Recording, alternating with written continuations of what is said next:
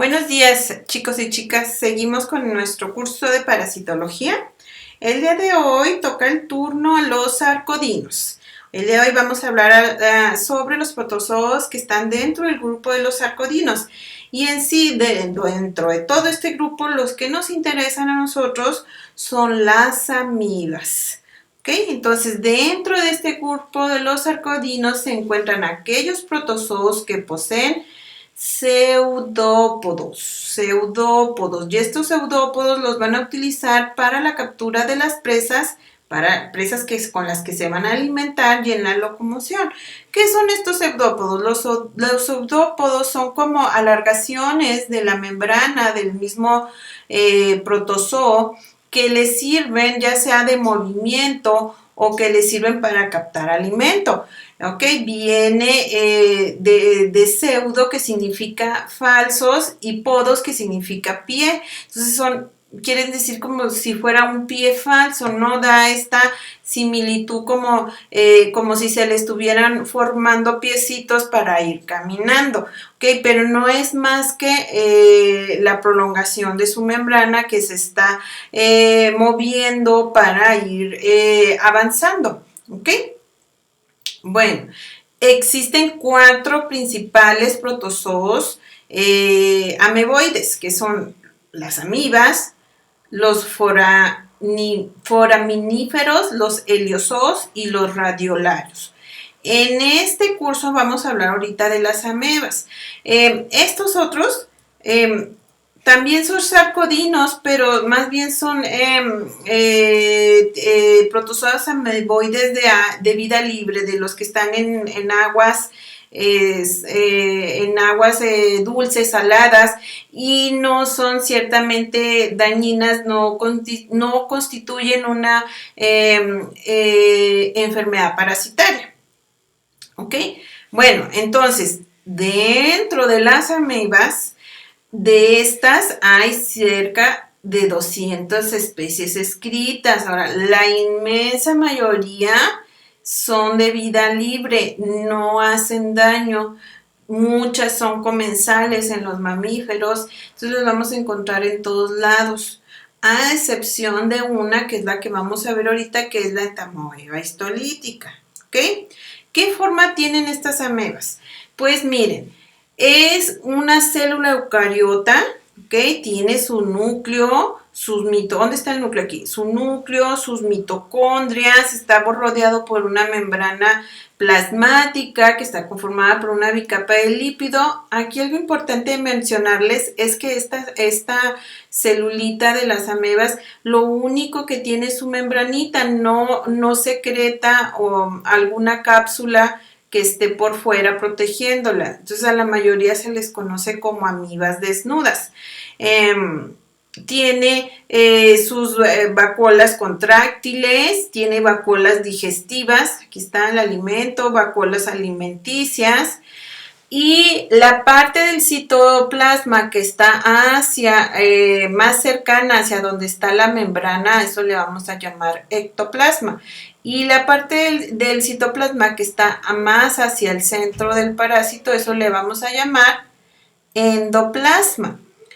Tiene la característica de que forma pseudópodos, ¿ok? Y a esos pseudópodos, en el caso de las amibas, les vamos a llamar logopodios, ¿ok? Los pseudópodos muchas veces se van a formar con la intención de fagocitar algo. Estos animalitos tienen la capacidad de fagocitar cosas grandes, incluso pueden ser un mismo otro protozoo que sea más chiquito, como un paramecio, o bien bacterias. Miren, aquí se va a fagocitar algo grande, no sé qué sea esto, ¿verdad? Pero vean, ya está moviendo su membrana, formando sus pseudópodos con el fin de encerrarlo y fagocitarlo. Entonces, la forma de este protozoo va a ir cambiando constantemente dependiendo de si se está moviendo o de si va a estar fagocitando. Entonces, ¿cómo se forman los pseudópodos? Aquí, fíjense que va a ser un cambio entre el citosol que está componiendo el ectoplasma y la parte de citosol que está en el endoplasma. ¿Ok? Entonces, fíjense bien, tenemos dos tipos de amebas. Aquellas que tienen los pseudópodos así, que se alargan, ¿verdad? A estos les vamos a llamar lobopodios, y estos suelen ser anchos y con extremos despuntados o redondeados. No sé. Y hay otro tipo de amebas que tienen pseudópodos que parecen ramitas picudas, delgaditos, a esos les vamos a llamar filopodios. Ahora, los que vamos a ver nosotros ahorita, o las amibas que nos interesan a nosotros, son de este tipo, las que forman pseudópodos en forma de lobopodios, ¿ok? Bueno, entonces, ¿cómo se forman estos pseudópodos? Acuérdense que el interior de la célula, además de estar conformado por el citoplasma, va a tener un citoesqueleto que es lo que le va a estar dando la forma, ¿verdad? Y en el caso de las amibas, el citoesqueleto está compuesto por actina. Entonces, cuando se va a formar un pseudópodo, es decir, cuando va a haber un recambio de su membrana que se va a extender, a alargar, tiene que haber entonces un recambio en los filamentos de actina. La actina tiene la capacidad de polarizarse para formar más polímero, más alargar ese polímero de actina, o despolarizarse para cortarlos, ¿ok? Entonces, fíjense bien qué es lo que pasa para que esta celulita pueda formar un pseudópodo. En la parte más externa del citoplasma, donde va a estar el ectoplasma, que es lo que está por debajo de la membrana, ahí la consistencia de ese citoplasma va a ser gelatinoso, va a estar un poquito más rígido que el endoplasma que está hacia el centro. Acá el endoplasma tiene una consistencia más fluida. Entonces, el ectoplasma es muy característico porque aquí el citoesqueleto compuesto por la actina está muy polarizado. Entonces, aquí digamos que es una estructura un poquito más rígida. Entonces, aquí la actina forma una malla, ¿ok? Cuando la amiba siente un estímulo, por ejemplo, vamos a decir que hay una señal química que le dice que eso le sirve para su nutrición, vamos a decir que esto sea una bacteria, pues entonces es momento de que alargue su membrana. Este alargamiento hace que esta actina se despolarice, ¿verdad? Y empieza a perder la estructura que tenía. Y al momento en que se despolariza, empieza a entrar agua que estaba en el endoplasma y empieza a ocupar espacio del ectoplasma. Entonces, lo que aquí era ectoplasma empieza a convertirse en endoplasma, y esto hace que la membrana avance hacia adelante, ¿ok? Y de esta manera, pues se va formando el pseudópodo. Ahora, ya cuando terminó de adquirir la forma, o ya cuando llegó, vamos a decir que llegó hasta esta parte y ya ahí se detiene la despolarización de la actina, pues entonces vuelve a repolarizarse y vuelve a reestructurarse la membrana plasmática, ¿ok? Bueno, y entonces una vez que empieza a hacerse su movimiento para empezar a moverse o para poder adquirir nutrientes, pues empiezan sus pseudópodos a formarse. Ahora, las amibas son heterótrofas. ¿Qué quiere decir? Que se alimentan de cosas orgánicas. Les decía yo que pueden alimentarse desde bacterias, algas, diatomeas. Miren, por ejemplo, aquí esta bacteria que está, perdón, esta amiba que está aquí, esta amiba preciosísima, miren, tiene aquí una diatomea, esta se la fagocitó, ¿verdad? Pero pueden también fagocitar otros protozoos más pequeños animales pluricelulares como larvas y nemátodos. y por eso se le dice que este tipo de protozoos es del tipo depredador, porque es como si va a capturar un organismo vivo, ¿verdad? Ya conformado como organismo como tal, ¿ok? Una vez que tiene contacto con el organismo que va a fagocitar, lo que hace es que lo rodea con sus pseudópodos y eso lo va a introducir al citoplasma y lo va a convertir en una vacuola alimenticia.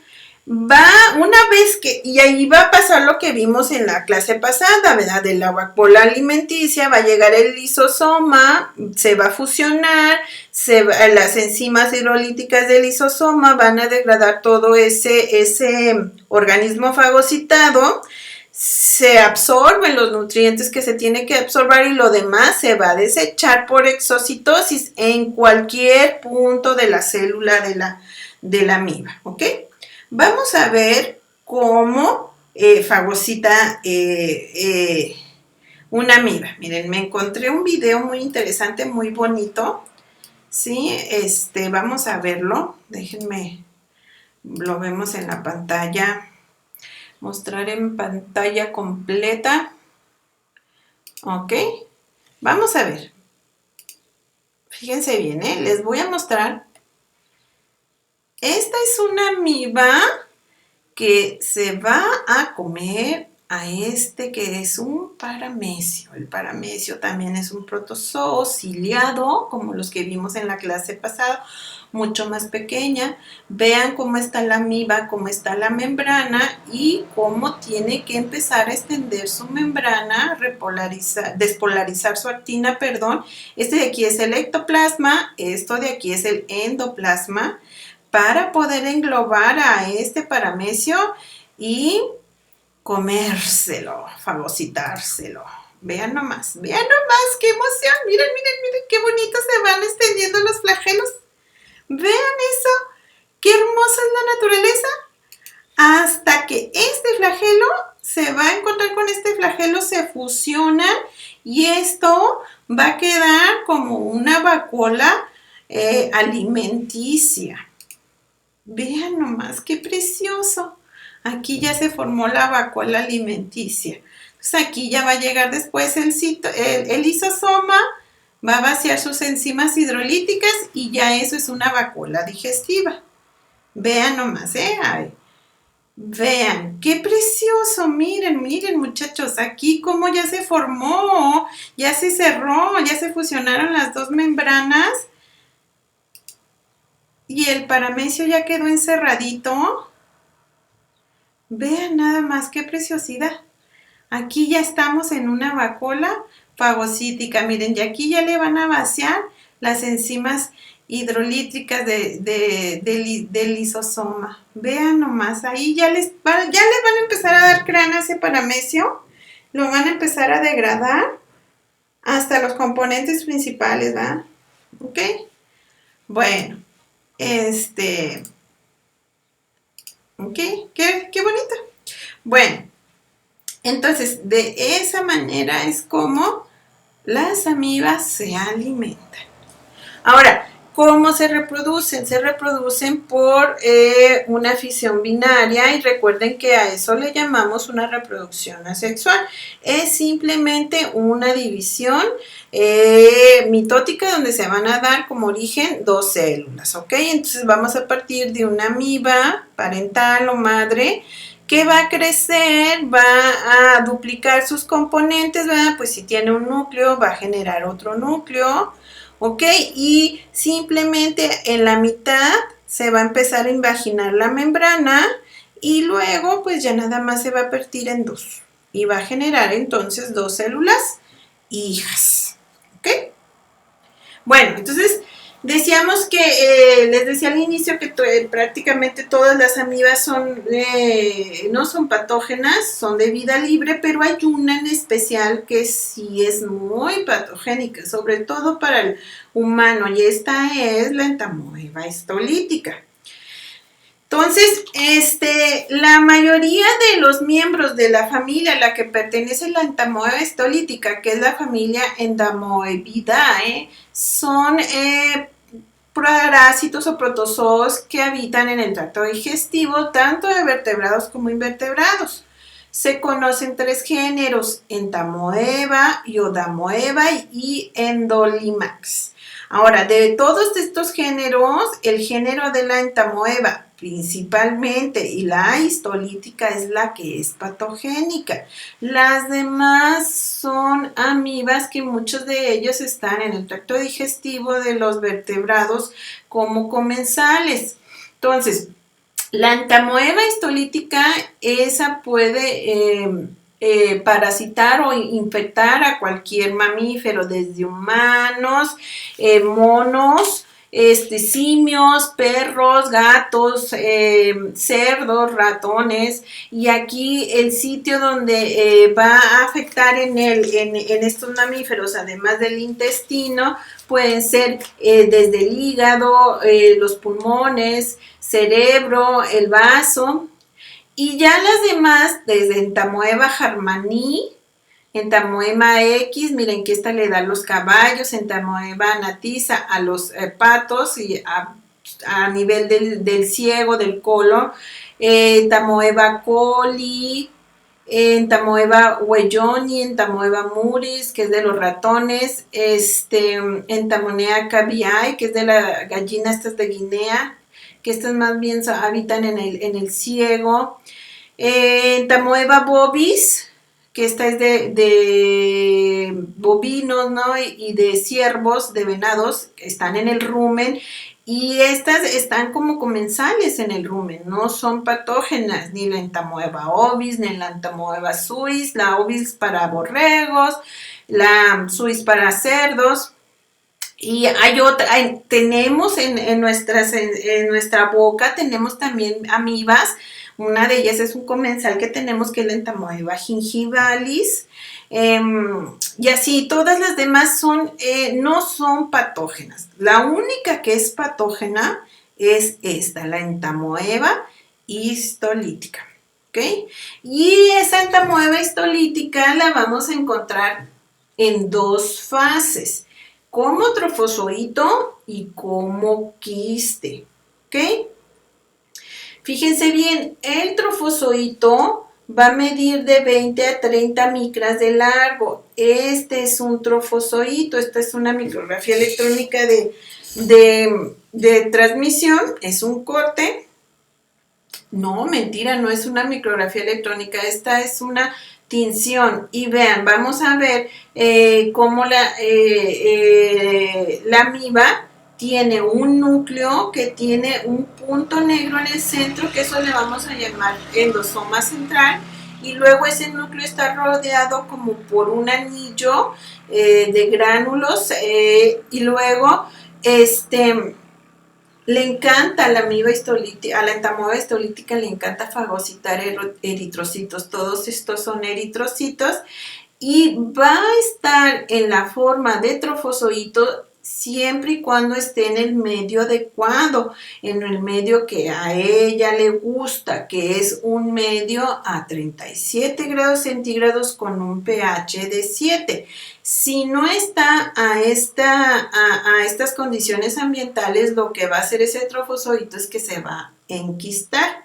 Entonces, a esa temperatura y en este pH, el trofozoito tiene la capacidad de poder obtener los nutrientes necesarios, y lo único que hace es comer, fagocitar, así como vimos ahorita cómo se comía el paramecio, crecer y dividirse. Entonces, todo su metabolismo lo va a usar en esto, en crecer y dividirse. Bueno, entonces, si no está el ambiente favorable, si cambia la temperatura o cambia el trofozoito, este trofozoito empieza a secretar quitina. La quitina se va a acumular sobre la membrana y va a formar como una especie de cápsula o costra. Aquí sí ya podemos decir que tiene una cápsula quística, que es de quitina. Y en cuanto a la quitina se empieza a acumular en la parte externa, a esto se va a redondear ya no va a tener esta forma de trofozoito que podía alargar la membrana y hacer flagelos. Aquí ya no puede hacer flagelos, ya está en forma de quiste. Y al momento en que la quitina ya está en la parte exterior y se hizo redonda, a eso le vamos a llamar prequiste. Ahora, aquí esta forma quística va a ser muy diferente a otras formas quísticas que hemos visto, porque aquí en el quiste de la entamoeba histolítica no se detiene el metabolismo. La amiba, aunque está en fase de quiste, sigue metabolizando, y entonces este núcleo, ¿ok?, que ya cuando está bien redondito y muy bien caracterizada su quitina, le vamos a llamar quiste inmaduro con un núcleo, pero como sigue metabolizando este núcleo, entonces se va a dividir por mitosis en dos. Entonces va a formar lo que le llamamos un quiste inmaduro binucleado. Y luego cada uno de estos núcleos se va a dividir otra vez en otros dos, y eso me va a generar un quiste maduro tetranucleado. O sea, cada uno de estos se divide por mitosis y me genera 4. Entonces, estos son los quistes que van a estarse formando cuando el medio ambiente se vuelve adverso. Una vez que el medio ambiente vuelva a ser favorable, cada uno de estos núcleos va a dar origen a un nuevo trofosorito. Ahorita lo vamos a ver, ¿ok? Entonces, recuerden, aquí la fase de quiste es cuando el trofozoito empieza a sintetizar quitina. Ahora, al inicio de la clase les dije que a estos animalitos se les conocía como amibas desnudas, porque lo único que tienen es su membrana. Cierto es esto, pero únicamente en la fase de trofozoito en el caso de la entamoeba histolítica, porque cuando la entamoeba histolítica cambia de un ambiente favorable a uno desfavorable, se forma esta cápsula quística compuesta por quitina que se pone alrededor de su superficie. Bueno, vamos a verlo. Estas son tinciones. Las que están de campo claro, las que están en azul son con giemsa, y las que están en color como café, como marrón, son teñidos con yodo lugol. Miren, en un ambiente favorable, qué bonito se ve. Mire, el trofozoito se ve alargadito, ¿vean? Cuando este ambiente favorable cambia a un ambiente adverso, se empieza a circular, se empieza a redondear. Entonces aquí empieza a acumularse la quitina. Miren, estas son 10 micras. ¿Ok? Entonces aquí no está totalmente redondo. ¿Se fijan cómo apenas está empezando a redondear? Cuando ya está bien redondito, entonces ya le llamamos quiste inmaduro con un núcleo. Este es un núcleo con su endosoma central, su anillito, miren, aquí está. Y este núcleo, acuérdense, en el metabolismo no deja de actuar, se va a dividir en dos. Entonces ya le llamamos quiste binucleado. Y estos, por su parte, cada uno se va a dividir en dos y me va a formar un quiste maduro tetranuclear. ¿Ok? Vamos a ver cómo es el ciclo de vida. Fíjense bien, vamos a partir de... ahora, estos de aquí son las fases infectantes, sobre todo este quiste, el que está tetranucleado. Vamos a suponer que ese quiste tetranucleado está en el medio ambiente externo y está contaminando aguas y, no sé, cualquier comida que pueda llegar al mamífero.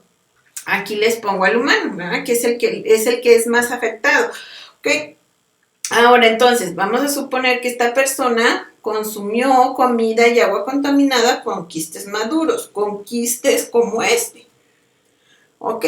Entonces, ese quistecito que trae sus 4 núcleos, ¿verdad?, va a llegar hasta el estómago.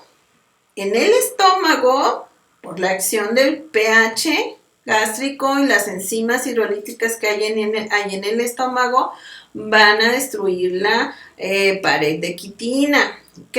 Y entonces este quiste empieza a desenquistarse, ¿ok? Del estómago, fíjense, en el estómago está ayudando a que vuelva a florecer el trofozoito. Del estómago va a pasar al intestino. Y ahí en el intestino, en el delgado primero, va a encontrar el ambiente perfecto, va a volver a adquirir su forma alargadita, pero trae 4 núcleos, ¿ok?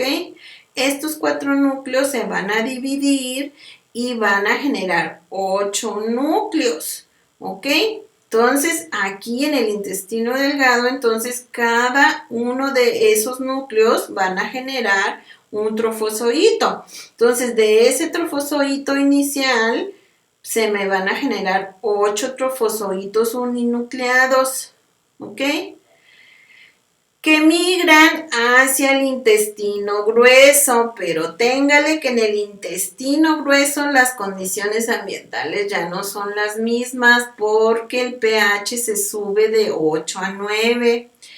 Y entonces eso ya es un ambiente adverso para los trofozoitos, ya empiezan a enquistarse. Ahora, en lo que viajan desde el intestino delgado al intestino grueso, se van dividiendo por fisión binaria normal y van produciendo más trofozoitos. Ahora, aquí en el intestino grueso tienen de dos sopas.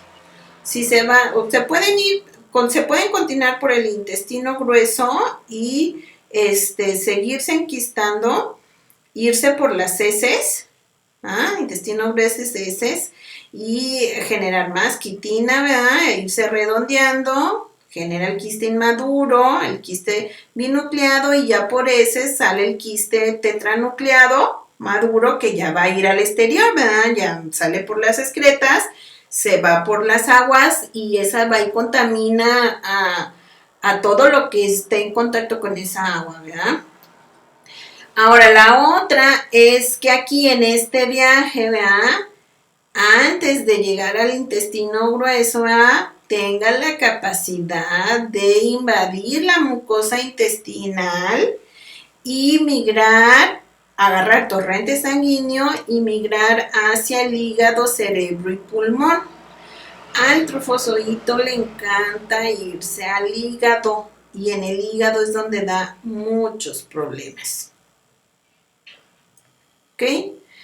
¿Qué factores de virulencia tiene la enfermedad histolítica? Pues miren, para empezar es una celulota, ¿verdad? Es un eucariote grande que va a llegar al intestino, va a empezar a florecer ahí en el intestino, a hacerse trofozoito y empieza a secretar o empieza a hacer que sus lisosomas se vayan hacia el ectoplasma, y al momento en que va a tener contacto con las células del epitelio intestinal, empiezan esos lisosomas que están cerca del ectoplasma a secretar sus enzimas hidrolíticas hacia afuera, y entonces empieza a dañar la mucosa intestinal. También secreta colagenasa y esto hace que se degrade el colágeno tipo 1 de la matriz extracelular.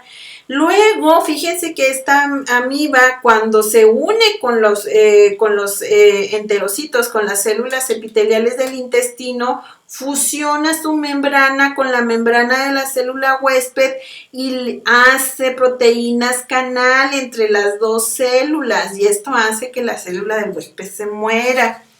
Secreta también galactosa N-acetil-D-galactosamina, que le sirve para adherirse. Es buenísima para inhibir la quimiotaxis, y la quimiotaxis, acuérdense que es la primer parte de la respuesta inmunina, porque a través de lo que empiezan a secretar los patógenos, ¿verdad? Pues llegan los macrófagos, ¿verdad? Los monocitos y los neutrófilos. Entonces lo que hace la amiba es que inhibe que se secreten estas moléculas y entonces bloquea la quimiotaxis y ya no llegan células de la respuesta inmunina. Secreta citocinas intracelulares, sialidasas, que le sirve de unión para superficies que tengan ácido siálico, y otras enzimas como glucosidasa, manosidasa y N-acetil-galactosamidasa. También produce proteofosfoglucanos. Bueno, y entonces, ¿cuáles son las manifestaciones clínicas? Pues bueno, va a haber una colitis ulcerativa. ¿Por qué? Porque se va a estar degradando toda la mucosa intestinal. Esto puede provocar disentería, es decir, diarrea, y si agarró, hay por ahí un capilar sanguíneo, va a haber sangre, entonces vamos a tener diarrea con sangre. Puede haber una colitis fulminante con perforación. Acuérdense que yo les estaba diciendo que tiene dos vías la entamoeba, o se va hacia el colon o tiene la capacidad de invadir, ¿verdad? Y entonces con esto puede generar perforaciones. Y de ahí agarrar torrente sanguíneo, irse a hígado, irse a pulmón. En el hígado le encanta el hígado. En el hígado es buenísima para generar estos puntos blancos que se conocen como abscesos hepáticos. Y entonces, seguido de esto va a haber fiebre, hepatomegalia, dolor en el cuadrante superior derecho a la altura donde está el hígado. Va a haber pérdida de peso y diarrea. ¿Ok? Ahora, ¿cómo se diagnostica? Bueno, la forma clásica es hacer un examen coproparasitoscópico y ahí lo que se hace es que se toma un frotis directo de las heces en fresco, y son heces, ¿de dónde les dije que venían? Del colon. Entonces, ¿qué vamos a encontrar ahí? Vamos a encontrar quistes ya sean binucleados o tetranucleados. Miren, estos son tetranucleados.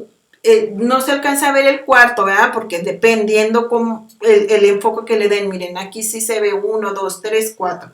1, 2, 3, 4. 1, 2, 3, 4. ¿Ok? Ahora, estaba leyendo que en casos donde hay una diarrea muy fuerte, es posible que la diarrea arrastre trofosoditos y que se alcancen a ver en el coproparasitoscópico. Pero lo que generalmente se ven, pues son los quistes, ¿verdad? Y son característicos porque tienen sus 4 núcleos. La otra que se ve, que se puede hacer para diagnosticar es tomar una biopsia de intestino, ¿verdad? Una colonoscopía, y hacer ahí tinciones y ver ahí los estadios de si está en forma de trofozoito o ver los quistes. ¿Ok? Bueno, ahora, ¿qué relación tiene esta entamoeba histolítica, que es muy patógena en el humano, con los animales zootécnicos? Miren, si bien este parásito es un parásito que afecta principalmente a mamíferos como el humano es el reservorio de los quistes. Entonces, si el humano está infectado con entamoeba histolítica y ni siquiera sabe, y va a tener contacto con animales pecuarios como el cerdito, miren, por ejemplo, aquí la jovencita que está aquí, que anda sirviendo el agua o la comida, pues ahí es cuando se transmite el quiste a estos animalitos. Y entonces ahí es cuando vamos a empezar a ver estos problemas en este tipo de mamíferos. El tratamiento que se le da a los animales cuando hay presencia de amibas es el mismo que se ocupa con los humanos, que es metronidazol y diodohidroxiquín. Bueno, aquí les dejo el tratamiento en humanos. Y esto, muchachos, lo podemos evitar con desparasitarnos cada 6 meses con cualquier, el antiparasitario, hasta ese que venden en la de Simis, que trae metronidazol. Con ese nos podemos evitar todos estos problemas. Bueno, ahora, la prevención en esto es vital, y verán que casi todas las parasitosis que vamos a ver y que pueden prevenirse simplemente con una buena higiene, con el lavado de las manos antes de comer y después de ir al baño. Ahora, aquí en el caso particular de la entamoeba histolítica, donde el humano es el reservorio, Y si es humano, está trabajando en una unidad porcícola, ¿verdad? En una granja porcícola, pues hay que interrumpir el ciclo, ¿verdad?